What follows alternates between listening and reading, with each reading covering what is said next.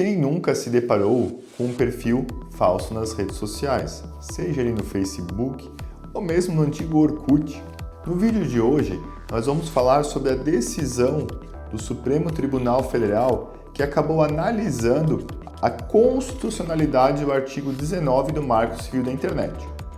Para você ter uma ideia do que a gente está falando, o STF analisou dois casos pontuais em que pessoas criaram perfis falsos, tanto no Facebook, quanto foi criada uma comunidade, na época também no Orkut, em que nesses perfis falsos eram falado mal de determinadas pessoas. Referidas pessoas, então, ingressaram com ações judiciais. Referidas ações foram julgadas tanto em primeira instância como em segunda instância, e o Facebook e o Google acabaram recorrendo e essa questão foi parar lá no STF para discussão. O meu nome é André Schneider, eu sou mestre em Direito Público, agora também estou fazendo aí um doutorado para que eu consiga trazer cada vez mais conteúdos ricos sobre a área do direito digital para você.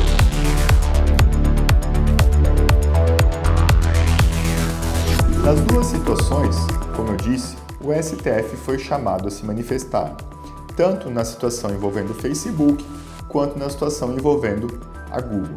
Muito bem, e o que diferencia as duas situações e o que elas têm em comum?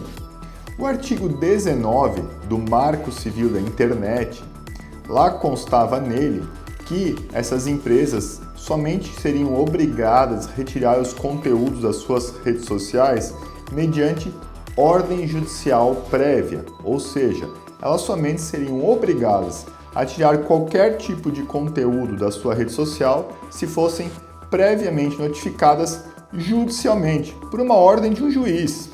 E o STF passou então a entender que esta disposição do artigo 19 do Marco Civil da Internet é o que? Parcialmente inconstitucional. Ele fez então uma interpretação do artigo 19 e que é esta interpretação que segue valendo enquanto o nosso legislador não trouxer uma decisão que modifique através de lei aquilo ali que está previsto pelo STF a partir deste momento. E o STF então fez o que? Uma divisão em três pontos específicos que eu vou passar a explicar nesse momento.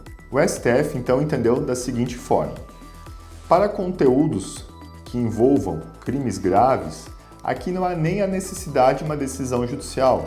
A própria plataforma já deve fazer a remoção imediata.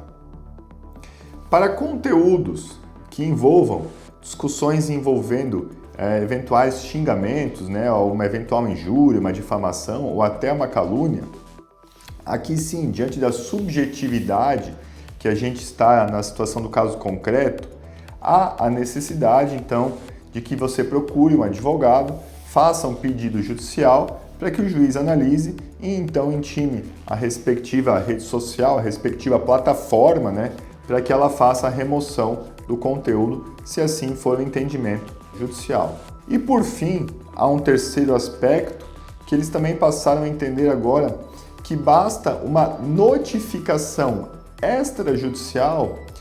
O que é uma notificação extrajudicial? Pois bem, uma notificação extrajudicial é quando você procura um advogado, ele faz uma análise do seu caso e ele mesmo então faz uma interpelação para que essa plataforma retire do ar determinado conteúdo que seja considerado ofensivo ou eventualmente algum perfil falso, alguma coisa nesse sentido. Nestas situações, se a plataforma não remover este conteúdo, ela pode inclusive ser responsabilizada de forma a ter que pagar uma indenização a quem se sentiu prejudicado. Claro que essa indenização vai ser depois fixada judicialmente. Você vai ingressar com uma ação judicial, o juiz vai fazer uma análise do caso, você vai comprovar que você constituiu um advogado, que você fez uma notificação extrajudicial prévia, que o conteúdo não foi retirado da rede social e daí você vai ingressar com uma ação judicial objetivando, claro, um pedido de indenização chamado indenização por danos morais. Além dessas 3 hipóteses que eu citei anteriormente, em que as plataformas, sejam elas intimadas judicialmente ou extrajudicialmente, podem vir a ser responsabilizadas, também ficou definido neste julgamento do STF que há 2 situações em que as plataformas elas devem eliminar o conteúdo mesmo sem uma notificação prévia extrajudicial ou judicial, que são aquelas situações em que envolve conteúdo pago.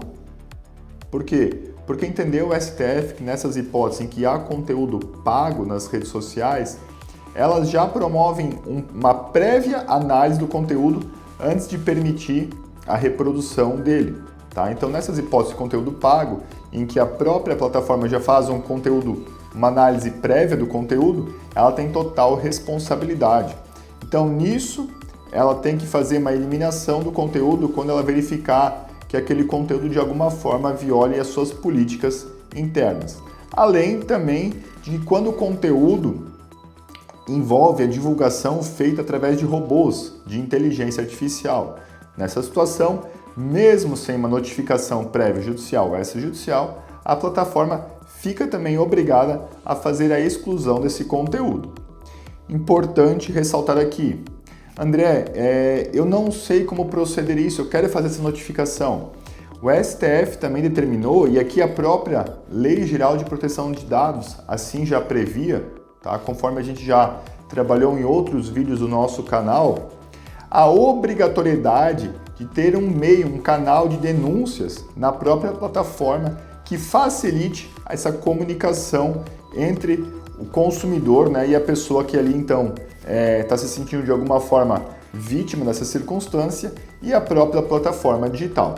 Então isso aqui também é importante ressaltar, que as plataformas são obrigadas a ter um canal de denúncia prévio ali já estabelecido. Outro aspecto importante e que era uma dificuldade é que mesmo as plataformas internacionais, aquelas que não tenham sede no Brasil, elas são obrigadas a ter um responsável aqui no nosso país, alguém que seja um ponto de contato e uma referência para que possa vir a responder por este conteúdo. Agora eu imagino que você deve estar pensando, poxa André, eu já passei por uma situação dessas, então eu posso ingressar com uma ação judicial? Pois bem, o STF, justamente para tentar pacificar e dar uma segurança jurídica, ele fez o quê? Ele modulou os efeitos dessa decisão, passando essa decisão somente a surtir efeitos para casos novos. Esse é um julgamento que ocorreu em 26 de junho de 2025. Portanto, todos os casos pretéritos a essa decisão do STF devem ser mantidos o entendimento fixado anteriormente pelo Marco Civil da Internet da obrigatoriedade, então, de uma decisão judicial determinando a exclusão desse conteúdo. Agora, se você ainda assim tiver alguma dúvida ou quiser fazer uma consulta, procure um advogado de sua confiança. E claro, também não deixe de olhar os nossos outros vídeos que a gente tem aqui no nosso canal envolvendo esse e outros conteúdos da área empresarial. Não deixe também de deixar aí o seu joinha e se ficou com alguma dúvida é só deixar um comentário. Forte abraço!